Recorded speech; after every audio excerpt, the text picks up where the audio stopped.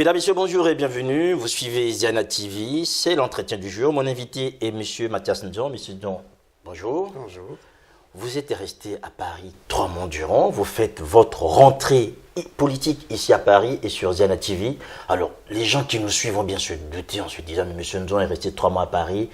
Qu'a-t-il fait? À quoi a consisté votre séjour, Mathias Nzon? Bon, c'est vrai, je n'ai pas eu l'habitude de passer tant de mois à Paris. C'est inédit quand même. Quasiment la première fois. Oui. Je viens de passer donc un peu plus de 3 mois d'ailleurs. Mais ça a été un séjour très intéressant sur le plan personnel, très intéressant sur le plan familial, mais très intéressant sur le plan de l'activité politique que je mène. Donc je peux vous dire que je n'ai pas dormi, je ne suis pas resté tranquille, j'ai pris des contacts ici et là pour expliquer davantage la situation dans notre pays, le Congo. J'ai discuté à gauche et à droite, je me suis même permis de sortir de la France pour discuter à l'extérieur de ce pays avec des gens qui sont dans d'autres pays voisins. En tout cas, ça a été très intéressant et je crois que j'en tire un grand profit. Et je suis aussi content parce que mes interlocuteurs ont compris ce qui se passe réellement au Congo et qu'est-ce qui se dessine. Alors, on va rentrer dans les détails de ce séjour parce que c'est un séjour qui intrigue quand même pour les gens qui vous connaissent. Vous venez souvent à Paris, mais on ne vous voit pas comme ça parcourir l'Europe pour rencontrer des personnalités. Ici en France, d'après nos informations, vous avez eu des contacts avec des personnalités de premier plan françaises. Que vous ont-elles dit ou que leur avez-vous dit? Bon, je crois que c'était intéressant d'échanger. Vous savez que notre pays aujourd'hui, nous l'avons dit la fois dernière, est rentré dans une situation extrêmement difficile. La crise, comme nous disons, toujours est multidimensionnelle. Elle est très grave, elle était politique, mais aujourd'hui, elle est devenue une crise sécuritaire, une crise financière et économique. Il fallait faire comprendre à nos interlocuteurs comment ça se présente réellement et quelles sont les solutions possibles. En tout cas, les discussions étaient très intéressantes. Je crois que nous sommes compris. J'ai donné des éléments qui étaient nécessaires de donner. Mais je peux vous assurer que partout, le raisonnement est le même. C'est vrai, tout le monde reconnaît la crise que traverse le Congo. Le Congo n'en a pas les moyens d'en sortir comme ça. Il n'en a pas les moyens d'en sortir comme ça et tout le monde le dit. Comme j'ai proposé, il faut absolument que les Congolais s'asseyent, qu'ils doivent s'asseoir pour trouver des solutions consensuelles à la crise actuelle. Alors il y a des préalables. Il faut commencer d'abord par apaiser la situation dans le pays. Alors, comment apaiser? Il faut que le climat politique soit serein. Il faut que le pays retourne dans une situation vivable. Actuellement, vous voyez, il y a une région comme le Pôle qui est assiégée militairement. Alors, pourquoi assiéger une région de notre pays? Il faut lever le siège. Le pays est quasiment dans un état de siège qui ne dit pas son nom. Pourquoi? Parce qu'il y a une multiplication militaire dans tous les départements sans exception. Alors, il faut retirer cette présence militaire, que les militaires rentrent dans leur caserne. Mais en même temps, nous avons, comme j'ai dit la fois dernière, banni le délit politique lors de la conférence nationale de 1991. Et aujourd'hui, on a l'impression que le délit politique devient le délit le plus important dans notre pays. Et les prisons du Congo grouillent aujourd'hui des détenus politiques. Alors il faut les libérer tous. Libérer ces détenus politiques. Et s'il y a un problème politique de fond, alors nous le réglerons dans un dialogue inclusif national, pour trouver la voie qui permette de sortir. C'est la condition essentielle. S'il n'y a pas de consensus dans le pays, je peux vous assurer qu'il n'y aura ni investissement, ni concours, et les gens ne nous comprendront pas. Et tous les interlocuteurs que j'ai rencontrés ici sont d'accord avec moi pour dire qu'il faut promouvoir cette discussion nationale au cours d'un dialogue inclusif pour permettre de trouver des solutions consensuelles. Nous l'avons dit, et je pourrais vous répéter encore la proposition que nous faisons, qui est une proposition partagée par tout le monde, une proposition de bon sens. Il faut aller à la discussion. Le pouvoir de Congo, de Brazzaville n'a pas raison de résister à cette proposition qui est la proposition de bon sens et de sagesse.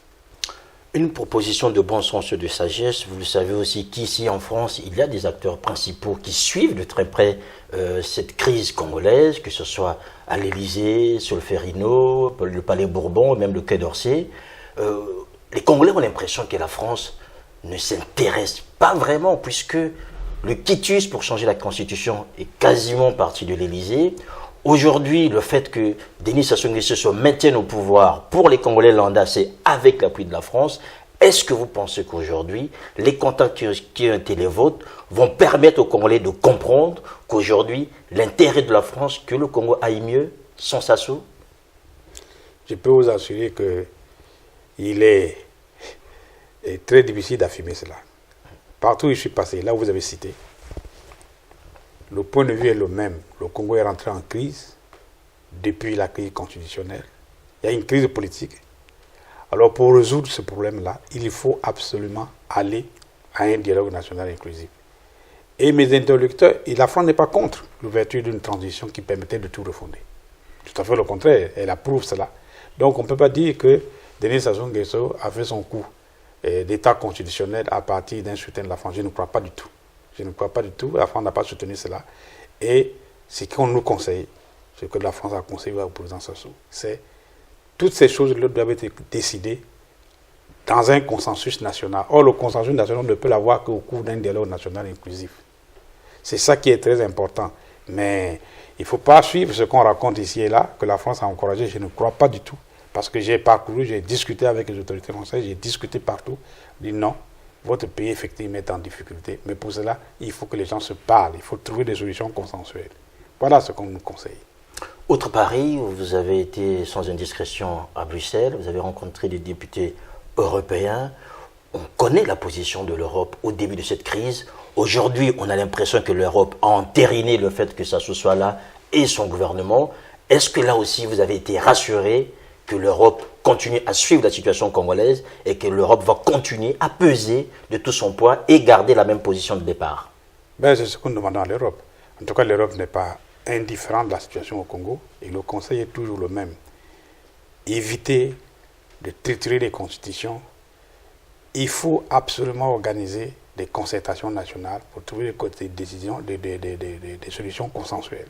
C'est ça la position de l'Europe. Moi, j'ai été à Bruxelles, surtout sur une question très importante, comment envisager les alternances politiques pacifiques en Afrique. Toute la clé est là. Aujourd'hui, c'est que dans beaucoup de pays d'Afrique, on n'accepte pas les alternances. Or, l'alternance politique fait partie du processus politique dans un pays. C'est ça la dynamique.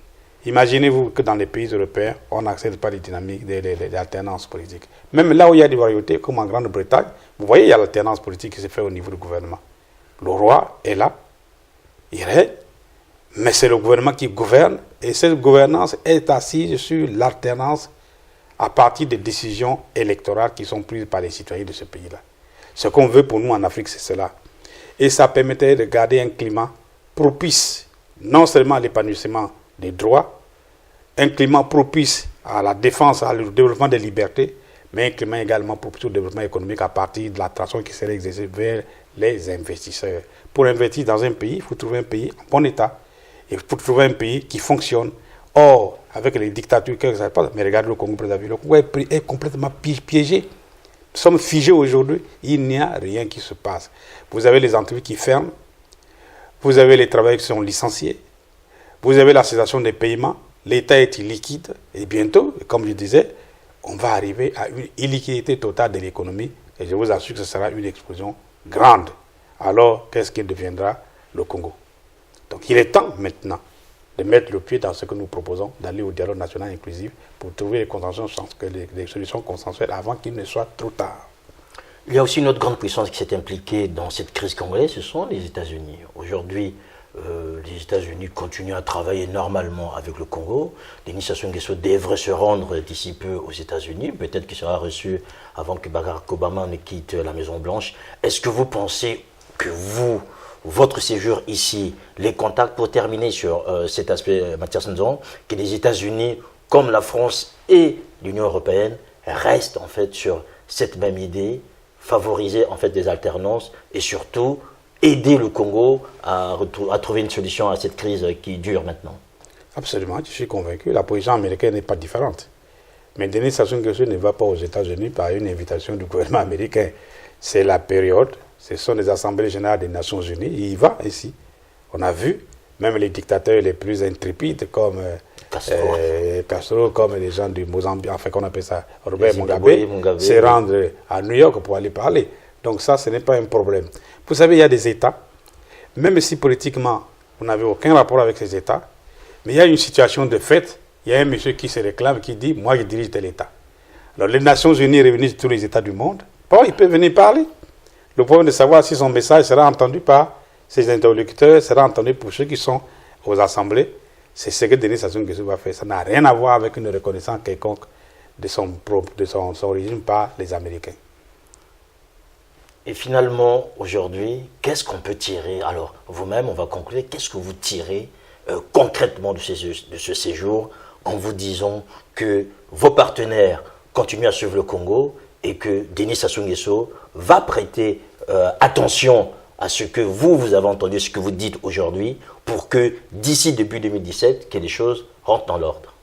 En tout cas, ce que j'ai retiré de ce jour, c'est que notre position est bien comprise, la situation du Congo est bien comprise, nos partenaires continueront à prêter attention à ce qui se passe dans le Congo et n'hésiteront pas à pousser les Congolais à aller à un dialogue pour trouver une position consensuelle et sortir le pays de cette crise-là.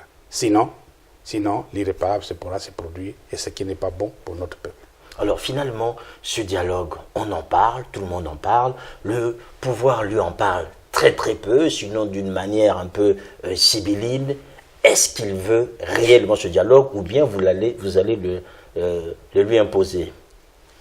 Mais le dialogue, le pouvoir, ça ne l'intéresse pas. Le pouvoir est assis sur une position acquise de coup d'État constitutionnel. Mais aujourd'hui, il commence à avoir quand même des problèmes. Je ne sais pas si vous avez appris. Le Premier ministre du président Sassou, c'est Clément Mwamba, a lancé un appel au vivre ensemble. Oui. Rassemblons-nous autour du président de la République. C'est qu'il y a un problème. Pour être arrivé à lancer un tel appel, il y a même des initiatives qui sont prises ici et là pour envisager des congrès de vivre ensemble et tout ça. Mais tout ça parce que là, ils ont peur. L'État ne tourne pas du tout. La crise est grave. Alors, le vivre ensemble, c'est pourquoi? Rassemblons-nous autour du président pour qu'on vive ensemble. Pourquoi faire? Parce que la situation est grave. Or, le meilleur vivre ensemble, ce n'est pas ça. Ça, ce n'est qu'un pis-aller. Le meilleur vivre ensemble, c'est celui qui sortirait d'un consensus national. Le consensus national ne se résume pas à un appel autour du président Sassou. Non. Ça, c'est encore le temps de Mono qui le fait. Camarade président et camarade président. Non. Le problème aujourd'hui, c'est d'aller dans un consensus national et on ne peut le construire qu'au cours d'un dialogue national inclusif. Alors, ce dialogue, finalement, est-ce que vous gardez aussi l'option internationale ou bien on va peut-être se retrouver à Makotipoko, là-bas, pour organiser ce dialogue? Non, le dialogue peut se tenir chez nous. Et moi, j'ai toujours dit, tenons-le à Brazzaville pour permettre à tout le monde d'y prendre part, mais avec la participation de la communauté internationale, qui pourra servir non seulement de témoin ou de médiation, mais en même temps nous permettre de donner des conseils ici et là, nous permettre de comprendre un certain nombre de choses. Ça ne veut pas dire que nous ne comprenons rien du tout de connaissance la situation dans notre pays, mais l'apport de la communauté internationale est important aujourd'hui. Et nous avons besoin de cela. Vous vous rendez compte que le Congo aujourd'hui est, qu'on appelle ça, la tête de pont de mauvais exemples africains, des pays qui n'aiment pas l'alternance politique, qui font fi au développement de la démocratie et foulent aux pieds les droits élémentaires qu'on peut reconnaître à tout citoyen d'un pays, c'est-à-dire le libre choix, la liberté d'aller et venir, la liberté de s'exprimer. Voilà ce qui se passe dans notre pays. Et c'est ce que nous recherchons. Il faut absolument, dans les conditions d'aujourd'hui, permettre que les conditions sont réunies pour promouvoir une vraie alternance politique par une gouvernance électorale parfaite et permettre aux Congolais librement de choisir leurs propres dirigeants. Nous avons reçu cet été sur nos plateaux ici à Paris un jeune ministre qui est en charge des relations avec le gouvernement, les relations avec les parlements, membre du gouvernement de Clément Mwamba, qui nous expliquait clairement que les institutions établies aujourd'hui devraient continuer par rapport au mandat que le Congolais leur a donné, et aussi en se disant si dialogue il y a, mais ce dialogue n'aboutirait pas à une transition parce que Denis Sassou Nguesso a été élu et il ira jusqu'à la fin de son mandat. Est-ce que vous pensez qu'aujourd'hui c'est une porte qui se ferme ou bien vous passez dessus en vous disant que les choses devront se faire telles que vos partenaires vous l'ont conseillé ou telles que vous pensez que l'opposition devrait mener ce dialogue? Bon, ça c'est un manque de sagesse, parler ainsi. C'est même à la limite de l'irresponsabilité. Les institutions d'aujourd'hui sont contestées par l'écrasante majorité des Congolais. Le changement de la Constitution était illégal parce qu'il y a eu violation de l'article 185 alinéa 3. Donc c'est l'illégalité pure et simple d'avoir détruit la Constitution du 20 janvier 2002. Ensuite, on a fait un référendum qui a été boudé par les Congolais. N'oubliez pas qu'il y avait 95% de taux d'abstention. On ne peut pas considérer que dans un pays, le consensus se fait autour de 5%. 95% des Congolais sont abstenus pour ce référendum-là. Et ensuite, le président de la République a posé un acte grave dans l'histoire du Congo. Une constitution a été promulguée alors qu'elle n'a jamais été présentée au vote des Congolais. Demandez aux Congolais, très peu l'ont lu. Il n'y a eu aucun débat et il n'y a pas eu vote sur cette constitution. Mais elle a été promulguée. C'est elle qui régit les institutions. Une des institutions qui sont régies par une constitution non votée par les Congolais, ce sont des institutions illégales. Elles n'ont pas été autorisées par les Congolais, elles sont illégitimes. Vous voyez? Donc, par conséquent, dire que les institutions sont là, vont continuer comme ça, ça veut dire que le Congo aujourd'hui donne l'exemple d'un pays qui agit et dans l'illégalité et dans l'illégitimité. Alors, c'est un pays de non-droit.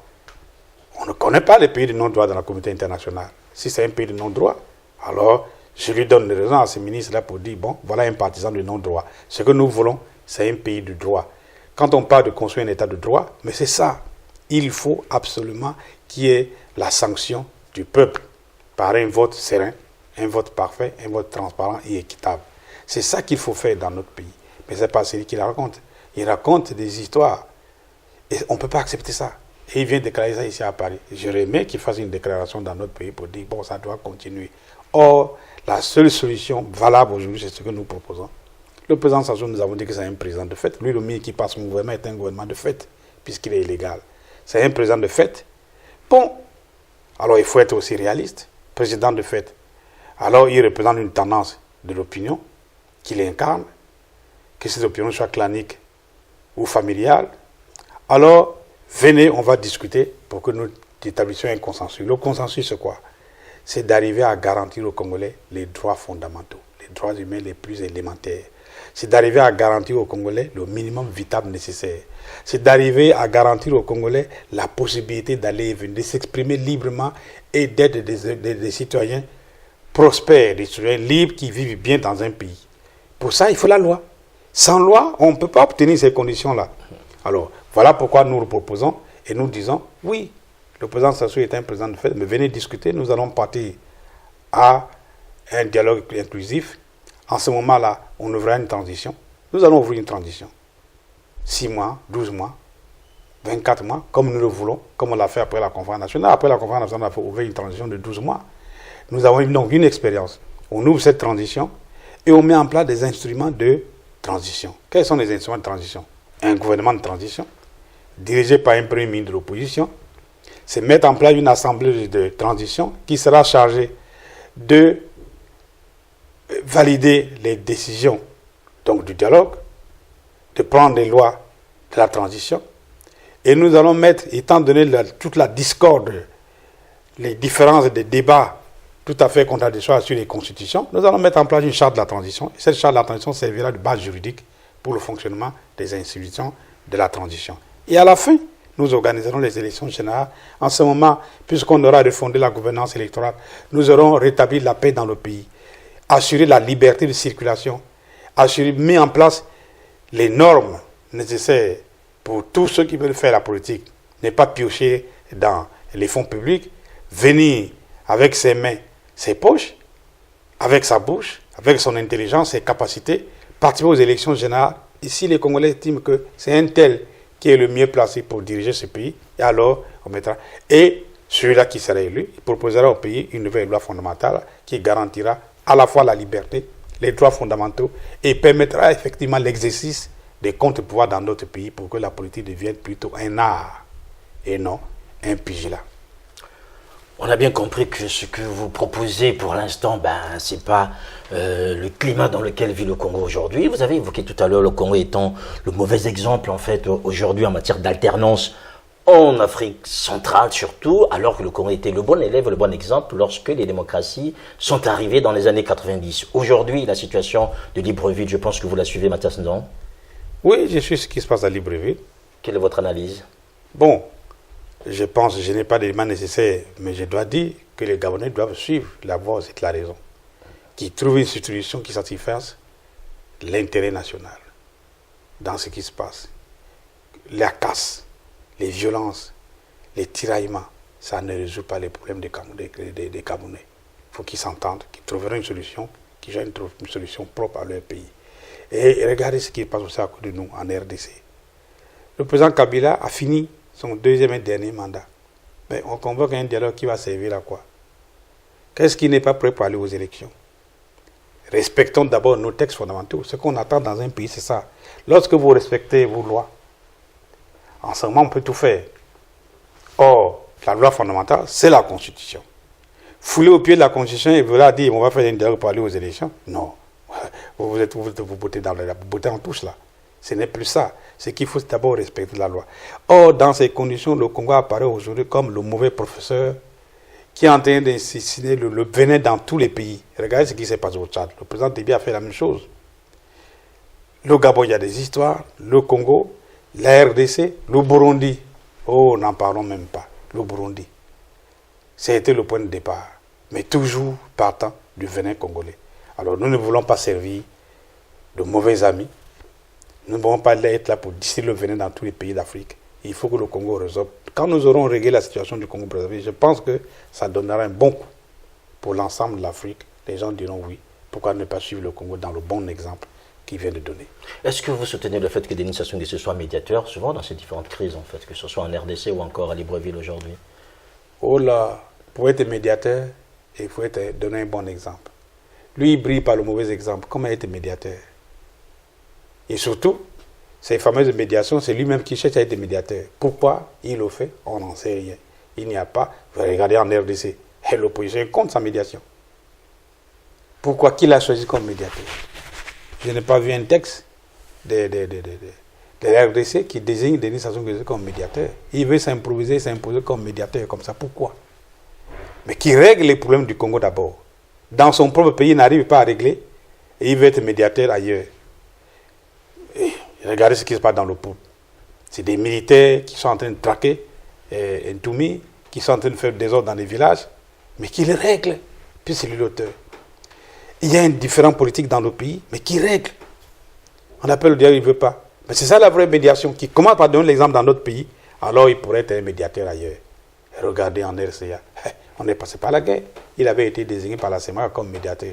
Le résultat, il y a eu la guerre en RCA, il a fallu une intervention des forces extérieures pour rétablir l'ordre en RCA.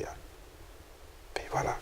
Et les mercenaires qui jouent sur le Congo, il les fait venir pourquoi? C'est ça la médiation?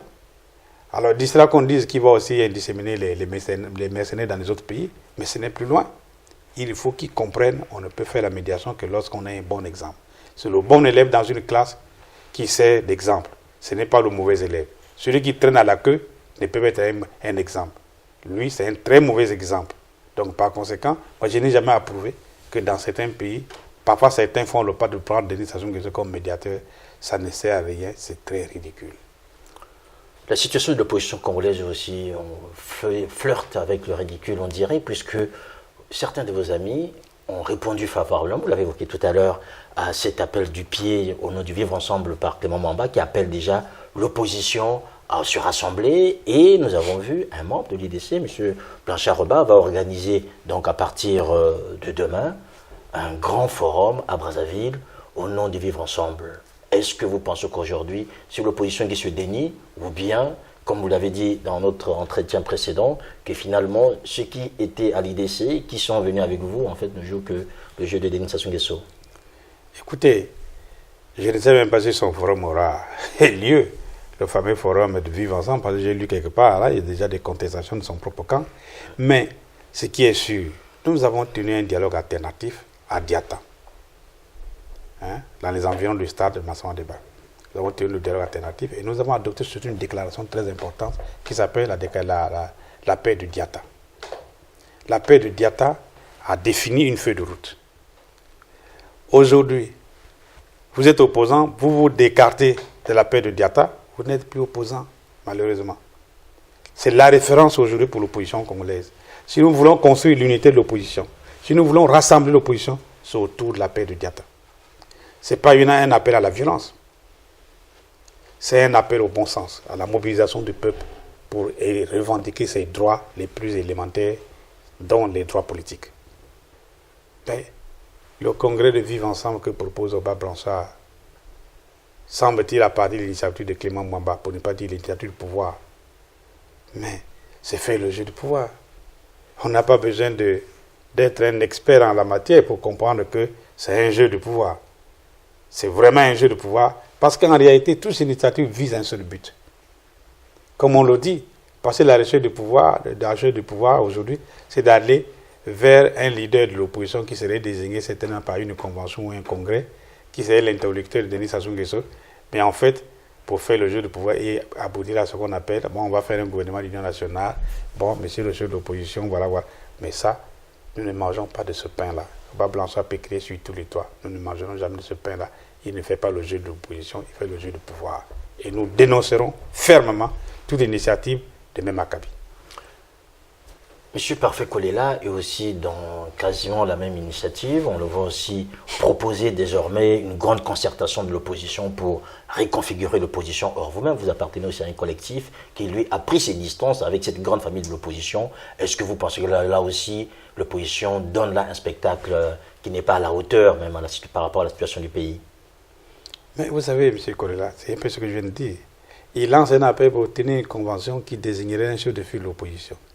En fait, il ne fait que le prolongement de la première convention qui lui a permis d'accompagner Denis Sassou Nguesso aux élections. C'est pareil, ça n'a pas, c'est le prolongement de ça. Mais quelle plateforme existe encore? Le FROCAD n'existe pratiquement plus. Nous, membres du collectif, nous sommes sortis du FROCAD. D'autres jeunes partis, 10, sont sortis du FROCAD pour créer le rassemblement de l'opposition congolaise, le ROC. Mais qu'est-ce qui reste au FROCAD? Plus rien du tout. L'IDC existe où? Donc il n'y a plus rien. Alors ce sont des appels, en fait, qu'on lance, ça, ce qui ressemble un peu à des appels depuis au pouvoir, pour dire ça. Elle est diverse. L'opposition est composée de plusieurs partis politiques, et chaque parti politique a une ligne politique donnée. Quand nous nous sommes rassemblés à Diata, parce qu'on avait des objectifs précis. Premier objectif, défendre l'ordre constitutionnel. Deuxième objectif, promouvoir la gouvernance électorale pour une alternance en 2016. Et troisième objectif, ne pas permettre à Denis Sassou Nguesso de s'offrir un troisième mandat. Voilà les points sur lesquels nous sommes, mais pour ça on n'a pas besoin de ligne politique. C'est pour ça que nous avons accepté les gens de l'IDC, qui eux étaient à la majorité présidentielle, qui nous ont dit non, nous ne sommes pas d'accord qu'on change de constitution. Bon, si vous êtes d'accord sur ce point-là, nous pourrons faire route ensemble. Mais sur la base politique, chacun a une ligne politique. Vous pouvez de droite, de gauche, du centre, n'importe quoi. Mais désigner un seul chef d'opposition, chef de file d'opposition, ça veut dire que nous avons la même ligne politique, nous sommes sur les mêmes positions politiques. Et regardez en France. Vous pensez un seul instant qu'ici, tous les partis qui sont dans l'opposition se réunissent dans un et désignent une seule personne, vous êtes chef de l'opposition. C'est impensable. Mais sur des objectifs précis, on peut s'entendre. C'est ce que nous proposons. Nous nous disons, voilà, parti de l'opposition, si vous êtes d'accord avec nous pour aller au dialogue national inclusif sur les objectifs que voici, un objectif général, des objectifs particuliers, si vous êtes d'accord sur ça, alors nous allons à l'opposition. Qu'elle vise le dialogue que nous proposons, simplement pour refonder le système électoral, pour tout nettoyer, pour ouvrir une transition qui permet de mettre à plat et assainir la situation qui permet d'aller aux vraies élections. Sur ça, un homme politique sérieux s'y retrouvera. Mais aller aux conventions, qu'est-ce qu'on va distraire la convention? Pour dire que M. Kolela, bon, puisque ça se vous avez désigné comme deuxième à l'élection, c'est vous qui allez être chef de file de l'opposition. Quel chef de file de l'opposition? C'est ridicule. Ça, nous ne mangeons pas de ce pain et ce n'est pas prenable pour nous. Ce que vous pouvez prendre, Mathias Nzon, c'est déjà le fait de votre séjour ici par rapport à la diaspora. Il y a eu des initiatives, on ne vous a pas vu au Congrès, on ne vous a pas vu rassembler les membres de la diaspora, quasiment l'opposition politique de la diaspora. Est-ce que vous boudez en fait l'opposition qui est installée à Paris? Non, pas du tout. Je ne boude pas du tout, mais je constate. Vous savez, j'ai été le premier à venir ici à Paris, à appeler toutes les associations de la diaspora pour une unité. Nous avons commencé les réunions à l'hôtel Holiday Inn vers la gare de l'Est. J'ai essayé de rassembler, et c'est là qu'on a créé, c'est le, comment on appelle ça, le comité d'action, le comité ACK. Nous avons créé ça pour que les Congolais d'ici puissent réfléchir, mais en rapport avec ceux qui sont sur le terrain. Voilà ce que nous avons fait. Mais depuis les événements, les élections qu'il y a eu, Mais c'est allé dans tous les sens. La diaspora, au lieu de s'intéresser réellement à la situation politique du pays, mais elle a versé dans le dénigrement systématique de tel ou tel responsable de l'opposition, de tel ou tel autre. Et aider en cela, et bien sûr, par la situation du pays, la corruption bat le plein, l'addiction à l'argent est devenue une règle pour certains hommes politiques. Et voilà qui a créé un peu de désordre au niveau de la diaspora. J'ai regardé, je ne m'empêche pas de rencontrer la diaspora. D'ailleurs, pendant mon séjour ici, j'ai rencontré beaucoup d'éléments de la diaspora. Les gens sont venus sur les aides chez moi. J'ai eu des rencontres, soit personnelles, j'ai eu des rencontres par groupe avec la diaspora pour expliquer la réalité dans notre pays. Alors, ces derniers temps, il y a un calme qui semble s'installer au niveau de la diaspora. Oui, il faut que chacun puisse comprendre, avoir la réalité de la situation dans notre pays. Que la vérité triomphe réellement pour que nous sachions qui est qui. Et en ce moment-là, on prendra des positions qui soient des positions correctes. Et en plus, moi j'ai toujours rappelé, vous savez, moi j'étais président de l'association des étudiants congolais ici en France. À l'époque, quand nous étions ici, on disait toujours la liaison. Pourquoi la liaison? Quand nous avons fait un congrès entre nous, il y avait la crise, la direction a été balayée. C'était des problèmes de liaison. On ne peut pas être opposant ici sans avoir une liaison avec ceux qui luttent concrètement sur le terrain. Et c'est très nécessaire, il faut que ce lien s'établisse. Donc ça n'existe pas aujourd'hui pour vous? Mais pour exister, il faut que nous discutions, que nous soyons d'accord sur une proposition qui est une position correcte. La diaspora, nous savons qu'il y a à boire à manger dans cette diaspora. Donc le débat est nécessaire pour clarifier nos positions, pour être sûr que ce que nous proposons, ça va dans ce sens-là. Regarde, moi j'ai lu un truc là quelque part, quelqu'un qui disait que Mathias nous a fait une proposition de dialogue, mais son dialogue c'est pour aller au secours de Denis Sassou Nguesso. Écoutez, le ridicule ne tue pas. Le ridicule ne tue pas. Alors, si c'est ça les appréciations de la diaspora, on n'ira nulle part. Le point, ce n'est pas ça. Nous sommes préoccupés par trouver une solution qui soit une solution pacifique dans notre pays et qui fasse la promotion durable de l'alternance politique à travers un système électoral parfait. Il y aura quelques aléas, mais enfin, un système électoral qui soit acceptable par tous. C'est ça qui est très important.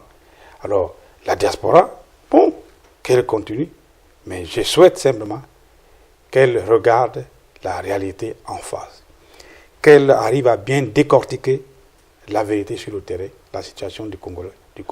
C'est très important. Et en ce moment, pourquoi pas, moi je viens toujours ici, ça ne m'empêcherait pas un jour de faire comme j'ai fait également à Gennevilliers, c'est-à-dire à Clichy, de réunir la diaspora à Clichy. Nous avons discuté longuement sur la situation du pays. Nous avons beaucoup discuté. Je crois que ce jour-là, chacun a pu comprendre. Le jour où le climat sera assaini, je ne manquerai pas de faire autant. Alors, le climat qui n'est pas sain aujourd'hui, c'est aussi un climat ponctué par des invectives, par des dénigrements, vous l'avez dit. Quel devrait être le rôle de la diaspora ou comment est-ce que vous pensez, en fait, cette diaspora dans la dynamique que vous portez, vous, Mathias Nzon? Nous, la diaspora, quand nous étions ici, je disais, la diaspora, son rôle, c'est de populariser la lutte du Congo.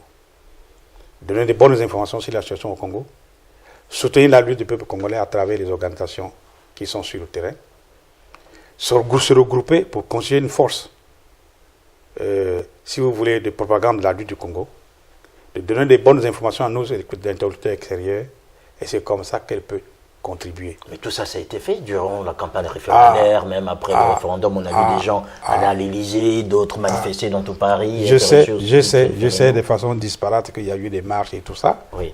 Oui, je le sais. Mais après, quel a été le résultat? C'est de tomber dans l'invective de ceux qui, sur le terrain, concrètement, mènent la lutte. Vous n'avez pas lu ça? Moi, j'ai lu les déclarations sur Mathias Nzon qui aurait vendu sa maison au fils de Sassou, qui a fait ceci. Mais ça, ce n'est plus la lutte du peuple congolais. Ça, ce n'est plus ça. Ce n'est pas ce qu'on demande à la diaspora. J'ai vu là les assises, les gens comme ça. D'accord. D'accord. Mais faisons ça en liaison avec le terrain principal. C'est très important. Faisons en liaison avec le terrain principal. Vous voyez, en France, il y a des gens qui se lèvent un beau matin, ils se proclament: oh, moi je suis candidat, je suis président du Congo. C'est moi qui vais diriger la transition. Mais ça ne se passe pas comme ça. Il faut contribuer effectivement, concrètement à la lutte du peuple congolais par ces axes. Donner la bonne information à nos partenaires. Contribuer à populariser la lutte du peuple congolais à l'extérieur. Et susciter des soutiens les plus sympathiques, les soutiens les plus forts à la lutte du peuple congolais. C'est ça qu'il faut qu'on attend de la diaspora. Alors, la diaspora a aussi des initiatives, parfois qui ne plaisent pas du côté de Brazzaville. Il y a eu cet été un congrès, vous connaissez les Assises nationales du Congo qui font aussi un travail. Et durant le mois de novembre, il y aura du côté des Nantes la mise en place d'un gouvernement en exil pour pallier en fait à la crise actuelle et surtout à la carence notamment de l'opposition qui n'arrive pas à reprendre la main sur Denis Sassou Nguesso. Vous en pensez quoi, Mathias Nzon? Dire qu'il y a 40 d'opposition, c'est grave. Moi, je considère comme un injure. L'opposition travaille effectivement. Nous, au niveau du collectif, qui est la plus grande, la plus ancienne de l'opposition au Congo, nous avons pris comme décision de redynamiser, de refonder le domaine d'opposition pour chercher à créer un rapport de force qui soit un rapport de force fort et qui permette de discuter avec les gens qui sont en face de nous. Mais créer un gouvernement en exil, tenir un congrès. Moi, j'ai lu un peu ce qui a été dit là-bas au congrès. Mais quel est le rapport de force qu'on a créé sur le terrain pour que Sassou Nguesso puisse plier le genou? Je ne crois pas. Je ne crois pas. Donc, la liaison avec le terrain est très importante. Très importante. N'importe qui peut s'asseoir ici, je tiens un congrès et on fait des proclamations. Mais des proclamations sans suite. C'est pour viser quoi? S'il n'y a pas de liaison avec le terrain. Et surtout que maintenant, vous avez Facebook, les réseaux sociaux, vous racontez des histoires et tout ça. Mais c'est pas ça la lutte du peuple congolais. Faire un gouvernement en exil, pourquoi? C'est pas ça la lutte, ça. Denis Sassou Nguesso se moque éperdument. Vous pouvez faire même 1000 gouvernements ici. Chacun peut s'appeler Monsieur le Président, Monsieur le ministre de ceci, Monsieur ça. Moi, j'avais vu un gouvernement comme ça. Il y en a qui étaient les ministres de l'Éducation nationale et des trucs comme ça. Là. Et j'en ai vu ici, au niveau de la diaspora. Mais ça servit à quoi? Ce qui est important, c'est que la lutte du peuple congolais se développe sur le terrain. Et c'est sur le terrain qu'elle doit se développer. Et pour se développer, il faut soutenir ce qui se passe au Congo, aider ceux qui sont sur le terrain à développer la lutte. C'est ça que nous attendons de nos frères qui sont ici à la diaspora. C'est de nous apporter le soutien nécessaire pour que nous puissions aller de l'avant, que le peuple congolais puisse avoir le courage et la capacité de se mettre debout face à la dictature pour dire ça suffit. Voilà, ça suffit, on ne vous le dira pas. Je pense que ce que vous avez dit, on a bien compris. Quelle serait aujourd'hui, Mathias Nzon, cette rentrée politique avec cette actualité au niveau sous-régional qui est quand même assez intense? Aujourd'hui, on vit la crise gabonaise, la crise congolaise, elle perdure. Demain, ça sera sans doute du côté de Kinshasa. Après-demain, ce sera Yaoundé ou ailleurs. Mathias Nzon, êtes-vous inquiet en fait pour cette sous-région, pour terminer? Ah oui, je suis inquiet pour la sous-région Afrique centrale. Ça peut déborder sur l'ensemble de l'Afrique. Et regardez ce qui se passe en RDC. C'est grave. C'est grave. Comment ça va déboucher? L'opposition dit, c'est le 19 septembre, que le corps électoral doit être appelé pour l'élection qui va avoir lieu le 27 novembre. Or, le 20 décembre, le président Kabila a fini. Jusqu'à présent, il n'y a pas de solution. Il n'y a pas d'élection en vue. La commission électorale dit non, il lui faut 2 ans pour établir le corps électoral. Qu'est-ce que la commission électorale fait depuis ce temps? C'est un glissement vers ce qui s'est passé au Congo-Brazzaville. Regardez au Gabon. Bon, la RCA a retrouvé un peu les chemins de l'espoir, mais il faut pacifier le pays. Le Burundi s'enfonce tous les jours. Le Burundi. Et bien d'autres pays pourraient suivre en Afrique. Et ça, c'est très grave. Or, la région d'Afrique centrale est une région stratégique importante. Non seulement sur le concentré des matières premières les plus stratégiques à travers le monde, mais en même temps, c'est le centre de l'Afrique. C'est le centre de l'Afrique. Alors, comment nous pouvons aider l'ensemble de l'Afrique en nous mettant dans une situation de crise pareille? Il faut éviter que ça perdure. Et nous avons besoin de nous unir, de communiquer pour que dans tous ces pays-là, les gens comprennent que la démocratie est notre cheval de bataille. La démocratie, nous devons nous battre pour établir dans nos pays une démocratie réelle. Et pour cela, il faut mettre en place des conditions de promotion de l'alternance politique qui soit une alternance politique réelle. Voilà la raison pour laquelle, ici, il y a 1 an, je suis venu ici, j'ai réuni quelques pays africains, quelques responsables politiques de propositions africaines pour créer l'IPDD, l'Initiative panafricaine pour la défense de la démocratie. Car au départ, nous étions 9, aujourd'hui, 17 pays y sont. Là, pendant mon séjour ici, je peux vous dire, j'ai rencontré encore les opposants d'un certain nombre de pays qui sont très désireux d'adhérer à l'IPDD. Et nous nous proposons, nous, effectivement de faire la promotion de l'IPDD dans beaucoup de pays européens et surtout en Afrique. Surtout que nous avons quand même 2 partis au pouvoir en Afrique qui sont membres de l'IPDD. C'est très important, cette initiative-là. Ça veut dire que l'opposition africaine, aujourd'hui, peut avoir des contacts à travers l'Afrique. Peut-être, pourquoi pas, on pourrait devenir l'interlocuteur, un vrai interlocuteur vis-à-vis de l'Union africaine, qui aujourd'hui rassemble des sous-États africains pour que nous comprenions qu'il ne suffit pas de se droit de l'Union africaine, mais il faut défendre les droits des Africains. Il faut établir la démocratie et pour permettre un enchaînement. L'enchaînement est propice au développement. Sans alternance, il n'y a pas de développement parce que la crédibilité des pouvoirs s'émousse, les investissements fuient, les crises s'installent et l'horizon s'obscurcit. Ça, c'est très important. Il faut que nous arrivions à comprendre cette histoire.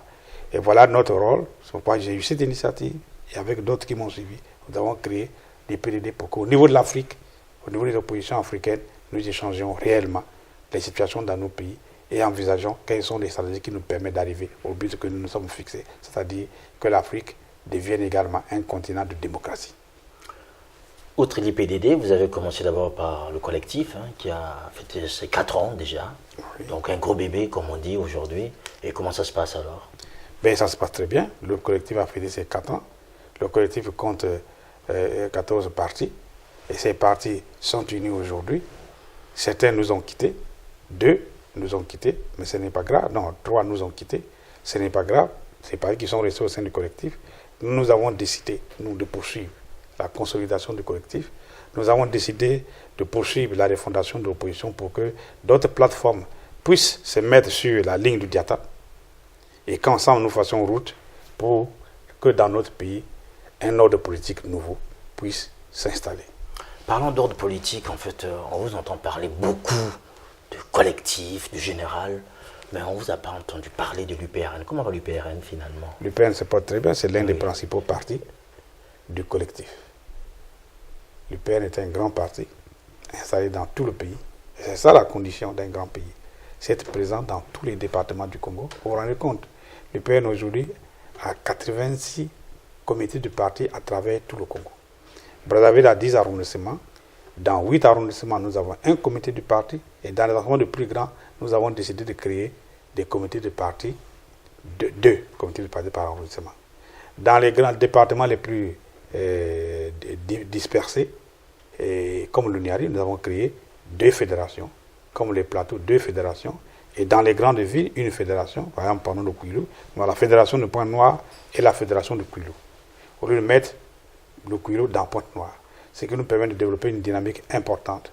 Et ça, nous avons même décidé, nous maintenant, d'en faire la direction de l'UPRN comme un gouvernement. C'est-à-dire, vous êtes membre de la direction, mais vous êtes chef d'un département.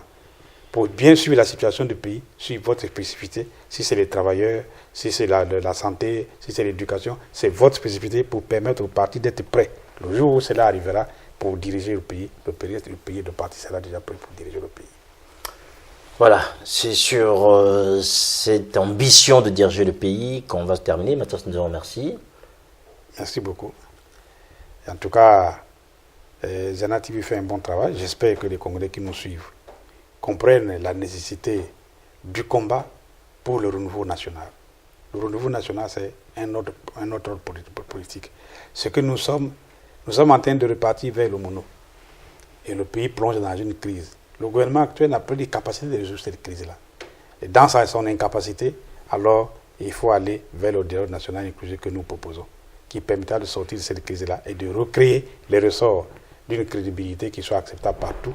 Et en ce moment-là, nos partenaires extérieurs pourraient nous apporter le concours nécessaire qui permettra au Congo de sortir de la crise et de s'établir définitivement sur la trajectoire du développement économique et social. Merci à notre invité, Mathias Nzon, qui a fait donc sa rentrée politique sur Ziana TV, ici du côté de Paris. Merci à vous aussi qui avez pris le temps de suivre cet entretien. Merci à Noko Kumungakoso et surtout aux hommes et aux femmes qui ont favorisé cet entretien avec le président de l'UPRN. Portez-vous bien et à la prochaine fois. Au revoir.